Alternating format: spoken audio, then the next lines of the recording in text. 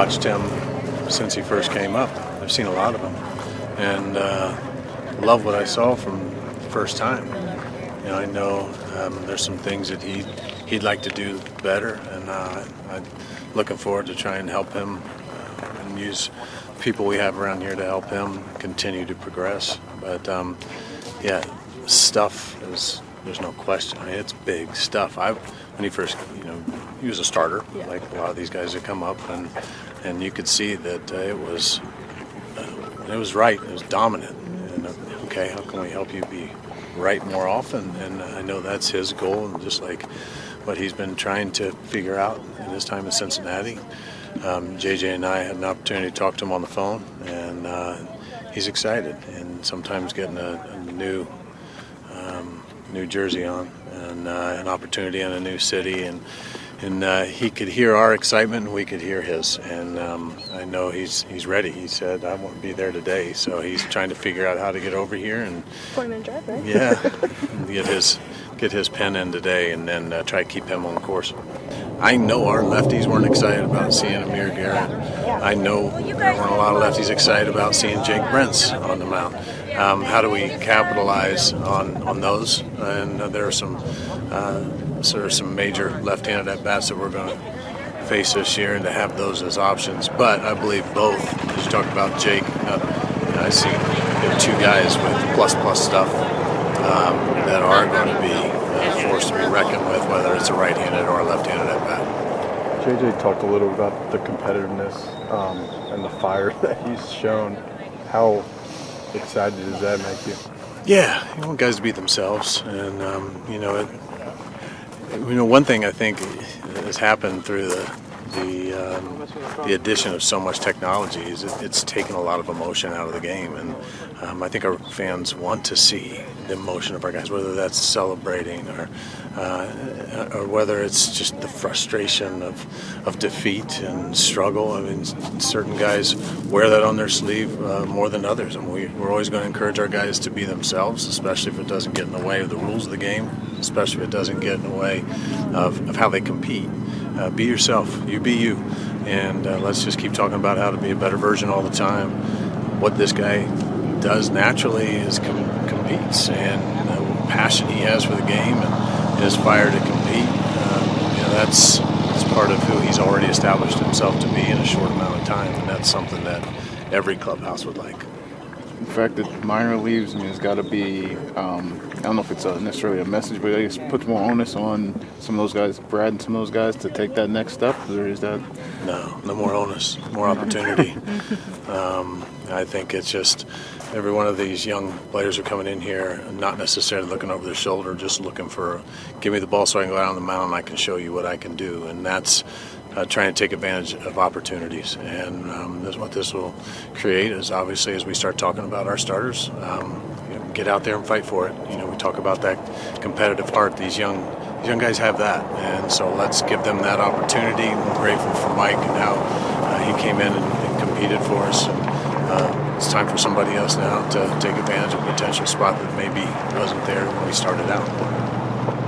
There's been so many transactions since the lockout. I mean, the whole baseball world is always teams are moving. So, Royals, this is their first move since the lockout, but I think it sends a message that you guys believe in this team. As a manager, how do you do that? Yeah, I'm not trying to play contrarian. I believe everybody that walked in those doors and everything that I'm hearing them say and how they're saying it, it's easy to say, hey, we just go in. When you believe in what we have. And these guys believe. And so moves or no moves, this group showed up here expecting to take a significant step forward. Like last year, I believe we took some small steps forward. We believe that there's significant steps to be made and should happen, and that's what this group expects. And anytime you have the organization try and figure out how to make us better, that's always a shot in the arm. But it wasn't something that this group was sitting around like, okay, what are we going to do, and why haven't we? That has never been this conversation. It's look around the room, what we have right here. This needs to get us started in a long history of a different look in Kansas City and how we're viewed as a club and as an organization. And anything that starts to push us in that direction and help us along there, then it just even takes it further. And Mike, a question off what Lynn said. I mean, we've seen young pitchers kind of lead a staff like Oakland with Mulder, Zito, and Hudson, and that group. And you've also talked about the importance of like guys like Chris Carpenter, Morris, who you work with in St. Louis. Where do the young guys go? Because I know Brady and Bubic talked about Mike Minor and how they could go to him for questions. Yeah, someplace I watched them go on a very consistent basis was to the guy behind the plate. It's a battery. They're a team. And so as much experience as you might not have from the pitching side, you've got that in the battery and what we have behind the plate.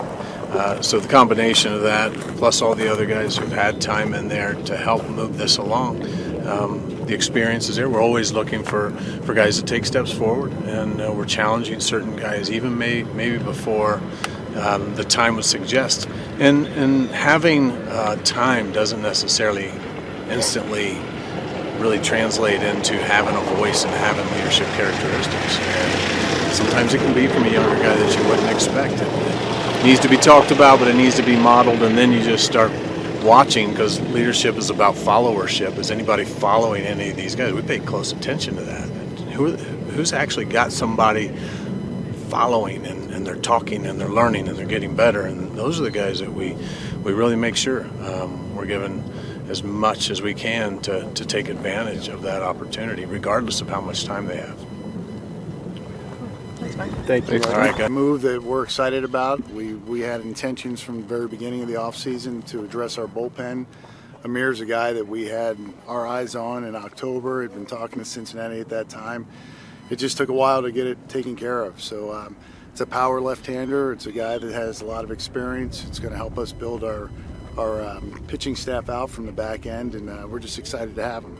With Minor, what does that mean, at least just in terms of considerations for bullpen? I mean, not bullpen, rotation for you guys going forward? Well, we got a lot of options. I mean, we've got a lot of young guys that are anxious to make their mark in this organization. We've got Brad Keller that's still got the experience of the bunch, so we're in a really good spot. We feel like we have a lot of depth in the rotation, so it hurts to lose Mike. He's a professional. He's done a great job for us. You know, the innings he gave us last year are going to be tough to replace, but at the same time, it's an area of depth for us that we think we can handle it.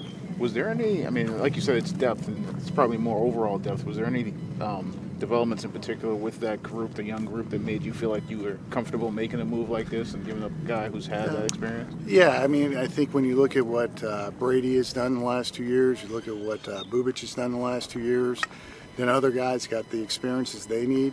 We're just in a position that's time for them to step up and take advantage of opportunities they're going to have. So it's a calculated risk like anything else. But again, having a bullpen, having guys that have been down there that have stepped in and set in that role for a good period of time is great for us. So it's only going to help them, because somebody's got to finish games for us, and Amir's going to be a guy that helps us there. You guys have, I mean, you said that bullpen was important for you guys this whole offseason. When you're finally able to get this move done, how do you think this helps just the whole bullpen? Well, I mean, you have guys, obviously Barlow, Brents, you know, they're the guys, Stamont, they're the three that we've counted on. Now you throw Garrett in there, now you have competition for the last spots. We're going to need to get some length out of somebody, you know, and that's where the competition comes in place. That's where some of the young guys we're talking about, they could fit into that situation as well. So just having guys that you know you can count on is big. Does including Cash in this deal, is that any departure, anything different from No, it's just part of working this thing out. So the way it lined up for us, that was the best way to go. So it's just part of finishing the deal off. I don't know off the top of my head, but just what's Garrett's situation as far as under control for how long? Or? Yeah, we'll give him 2 years. 2 years? 2 years, yeah. Yeah. Is that important for you guys? Yeah. It's nice to have, you know, it's not year to year. So again, he was somebody, when we look at the handedness and we felt like left-handed was a priority over right hand, he was the guy that really just jumped out at us. So 2 years of control was great. So we just go from there.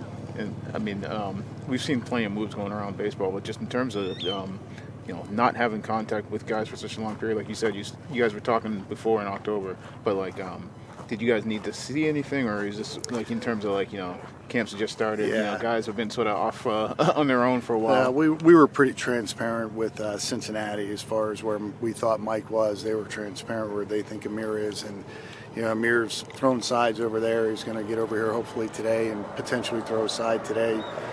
So we were comfortable with it. It's a question we had to ask, but the answers we got were just fine. The other thing I'll say about that, you're talking about a guy that's been in the league 4 years, so he knows what he needs to do to get ready, and we just got to trust that he'll communicate to Mike and the staff, and we'll get him ready in no time. Where do you guys go from here as far as adding and subtracting? Yeah, I mean, we got to be open to anything. You still, even though we traded a starter, there's still some interesting people that are available, so we'll continue to push that market a little bit. There's a lot of rosters that are turning over right now, so you just got to keep an eye on what they're doing because their thoughts may be different than they were 2-3 months ago. So we just got to continue to work at it and see how we can improve the club anyway, whether it's a bat, whether it's a pitcher. We just got to keep looking at it. You mentioned the experience, obviously, on the field, but for what he can do to the clubhouse, too, how much have you thought about that? Well, he's a competitor. I think you guys know what I'm talking about. He likes to compete, so, and that's what you need. That you need a little fire. You need somebody who wants to compete, and I think that other people will feed off of that. We don't know him personally. We have some history with him from when he was an amateur, but I think what he's done and the way he competes, the way he's led, stood out to us as well. Okay. Thank you. All right, Appreciate it. thank you. Are you guys to announce this signing today? Yeah, I mean we're thrilled. I mean our goal coming into this season was to do everything we can to build a championship caliber pitching staff, and some of the moves that we were able to make, and obviously bringing Zack Greinke back, a big part of that as our young pitchers continue to mature and develop, and we're so pleased with how they've showed up in shape. And, again, they're just maturing. And to be able to add Zack into this mix with everything that he's accomplished in his career, of course, he has a very special place in Royals history. We all know that. We all recognize that. We appreciate that and honor what he's accomplished, not only in Kansas City but in his career. And then to bring him back to Kansas City is a special thrill for all of us, something that, we all celebrate. What were the conversations like in talking about this opportunity? We had an opportunity to spend some time with him a few nights ago, and just really just kind of get reacquainted, and of course it seems like over the last 3 or 4 years it's something that truthfully that we've targeted. A desire to someday bring him back, and so we follow everything Zack Greinke does. As you know, he started here in this organization, and as I mentioned, we have a very special appreciation for him and Emily and his family, and so, like I said, it's something that we've wanted to work hard to try to make happen at some point in time, and so we're just timing's everything, and we were able to do some things, make some moves, within our roster to free up, some finances to move forward. And Mikey Minor obviously, was a part of that. And, Mikey did a tremendous job for us. And we're very appreciative of what, he did for us. And, he'd been with us, twice now as well. And so, but we had to obviously make some moves to get Zack back. Dayton, why was it such an important thing for you guys to bring him back? Like you said, I mean, it's something you guys have been thinking about for a couple of years and sort of angling towards. Why was it such an emphasis for the front office? Well, first of all, he's a very talented pitcher, a very talented person, and brings value in a very impactful way. The fact that, what did he throw, 171 innings last year, and, one of the guys on the market, Lynn, that we felt, would be able to continue to provide us quality innings, work well with our defense, work well in our ballpark, and really set the tone for, our young pitching staff going forward. I think it's really important and crucial to have examples of greatness on your team, and somebody like Zack certainly points the way for many of our young pitchers. I mean, what he's accomplished, how he goes about it.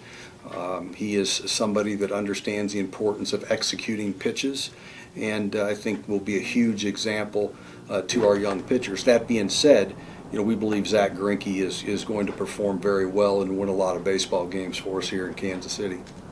This obviously evokes a lot of emotions and memories with fans. What emotions and memories does it evoke for you? Well, I mean, I love watching Zack Greinke pitch. I love watching him go about his work between starts. I love watching his side sessions. He's a professional, and he's somebody that takes pitching very, very seriously. He reads swings well, always has. He's always been advanced, for his level of experience. When he was obviously very, very young, and like I said, he's somebody that reads swings. He knows how to dissect hitters, and I think he makes pitching a true art form. And to me, those are my greatest memories with Zack, just watching him pitch and watching him compete. Tremendous athlete, feels his position, holds runners, does so many things that put a team in a position to win and allow himself to go deep in games. And so it's something that we all admire, and we're glad he's back with us. A lot of history there too. I mean, the last time he was here, did you talk about that before this became official? A little bit. I mean, I'd like I said, I've always, just always kept up with Zack, and of course, Alex Gordon obviously and him broke in together in the major leagues for the most part, and Gordo's been with us for his entire 14-year career, so we always were aware of what Zack was doing and how he was doing, and what was going on with him, whether it be in spring training or the off season. And it just seems like it's just such a a small circle. And when we spoke the other night, it's like we didn't miss a beat. What have you thought of the way he's evolved as a pitcher since you were first around? Well, he does it. He doesn't really do it much differently. I mean, he's always been somebody who has great field to pitch and command of his pitches, and somebody that really has a feel for what a hitter's trying to do, and how to change speeds and disrupt timing and do all those things that you have to do to be successful as a pitcher. And so, I mean, really, other than, I mean, the power of his pitches is not what it perhaps once was. But I think if Zack wanted to throw with more power, he probably can and is capable of doing that. But at the end of the day, he realizes it's about executing pitches and commanding those pitches on both sides of the plates in different areas, and disrupting timing and being creative, and Zack is able to continue to do that. The thing about Zack is he's always been a pitcher that's never had any fear, and he's not afraid to try different things. Like I said, he's very creative, and to me, he's everything a pitcher should be. Saying with what he's done, the way that he prepares, the way he thinks about the game, that's certainly leadership. But on the field, do you guys view him as the leader of that rotation, the one per se? Well, I think Vern, truthfully, I think in a major league pitching staff, especially the type of pitchers that we have, the group that we've assembled here, I think they all learn from each other. It's a very tight-knit group. These young pitchers have grown up together. As we all know, throughout the minor leagues, they transitioned into the major leagues roughly around the same time, and I think they're all going to learn from each other. And again, when you have somebody like Zack Greinke, who's been able to do it as long as he has, and the way he has done it, knowing our pitchers and what they're about, I mean, they're going to do everything they can to be around him, watch him, observe him, pick his brain, ask him questions. I mean, that's the type of young pitchers that we have. And so I think it's going to be a group that learns from one another and grows together and is successful together. You know where he's at physically as far as, like progression? Is he ready to go? Yeah, I think he's in pretty good. He threw a side session yesterday, and I'll let Mike and him talk about that tomorrow specifically. But we feel good about where he is compared to the rest of the pitching population. I mean, he's right where he probably should be compared to his peer group. And with back into the bullpen, bolstering that. Yeah, no, we were close to maybe executing a similar type deal prior to the lockout. We were trying to add depth from the left side, some more power from the left side, and we were able to find the right type of matchup, and so we're really happy with Amir, and we like him. Mike Matheny has targeted him, felt that he can be more consistent, and so we did our best to try to make him a Royal at some point within. And like I said, it was the right type of matchup, and for what we were trying to do and what they were trying to accomplish as well. And you're always massaging the roster, but the boxes that you had going into camp this year that you wanted to be checked, have those been checked with these two moves? Well, I think we're still we feel very good about the general health of our group right now as we can at this point. Vern, as you know, that's what it's all about. Spring training's about getting the pitching ready to go. Assuming everybody stays healthy, I feel like that we have enough quality arms here as we set today. But the game changes, and we're always on the lookout and always trying to prepare for the next move or trying to upgrade in multiple ways. And so, but we'll continue to evaluate what we have here in camp. And right now we feel good about the quality of arms and pitchers that we have in camp. And this might be similar to what Annie asked, but and I know it's about wins and losses, but it's all the fan sentiment with the Greinke move. A lot of excited Royals fans bringing back one of their favorites. I'm sure that's something that hits your ear as well. Yeah, we figured, Sam and I talked about that, and a couple of our front office members, and of course John and I spoke about that. And it's not why you do things, but let's face it. I mean, I think in this particular situation, the fact that we had a previous relationship with Zack and a comfort level, I think that all kind of came together and lined up and allowed us to execute this and perhaps win the tie or what have you. I mean, I know that there were several suitors out there for Zack Greinke, and the conversations that we had prior to the lockout, we made it very clear, he made it very clear that this was a possible landing spot, a destination where he wanted to return. And so once the lockout was lifted, or the deal, the CBA was completed, that was our first call, was to Zack Greinke and Casey Close, and we're fortunate, like I said, we were able to make something happen. So Mellinger gets some credit? Yeah, sure. As long as we get the player. Whoever, I don't care who gets the credit, as long as we get the player. And when and I know this is going back a ways, but like when you guys did trade him, and obviously it was right before that period where you guys got to do a lot of winning. Was there ever a part of you that you felt like he was a guy who should have been part of that, or was it one of those things where you looked at it and said, well, because of the deals that particularly that deal that he was involved in, sort of started some of that? Yeah, I mean, I don't think we could have. I mean, the way we were set up, Lynn, at the time, it was the right type of deal for him. It was the right type of deal for our franchise, and the future of our franchise. So, but I think it would have been nice to have him through that run. I mean, he certainly would have been at the top of the rotation with that group.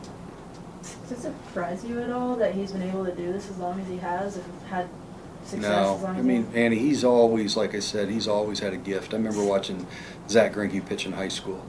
He's always had a gift, and that's to be able to control his body.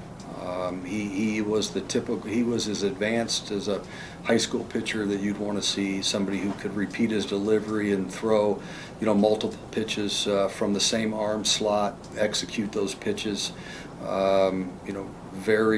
Always fixated on his target, commanding his pitches, extremely athletic. I mean, Zack Greinke was a prospect as a hitter too, coming out of high school in some circles, and so just a very accomplished athlete, very determined person, very focused. Absolutely loves baseball and loves competing, and those types of guys, those types of players. Play and pitch for a long time, assuming they stay healthy. It's going to be DH, obviously everywhere, but it's going to lobby Mike for some at-bats. That's one of the first things I told him. I said, "Look, if we give you a chance to hit, will you come to Kansas City?" And so he just laughed. But anyway, he's a terrific player. How much will you enjoy watching his sides again out there? Oh yeah, I mean it's that's like I said. I mean he's just a pro, and I love watching him execute pitches. Cool. Good.